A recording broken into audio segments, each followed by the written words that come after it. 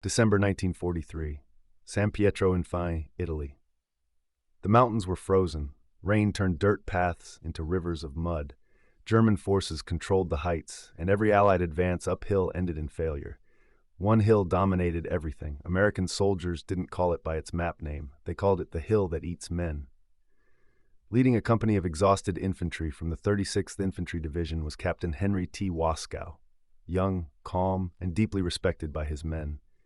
Night fell as the company moved uphill. German artillery spotted them. Shells slammed into the slope, ripping bodies apart in the darkness. Screams echoed. Units scattered.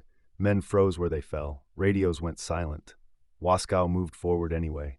Under constant shell fire, he crawled from crater to crater, finding his men, pulling the wounded into cover, reorganizing squads that had ceased to exist as units. When casualties mounted beyond what medics could handle, Waskow personally helped carry wounded soldiers down the mountain, then turned around and went back up. Again and again. At one point, German artillery struck close enough to lift him off the ground. He got up.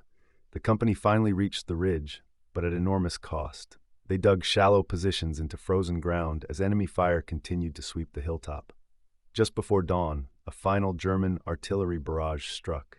Captain Waskow was hit and killed instantly.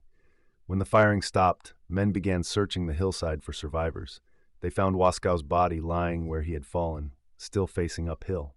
Hardened soldiers, men who had survived Africa and Sicily, stood silently. Some wept openly. One soldier removed his helmet and said quietly, "I can't say no more. He was a good officer." War correspondent Ernie Pyle, who witnessed the aftermath, later wrote that he had never seen American soldiers mourn an officer the way they mourned Henry Waskow. Waskow received the Distinguished Service Cross posthumously, not for charging machine guns, not for a single dramatic moment, but for doing something harder, refusing to abandon his men even when the hill demanded everything.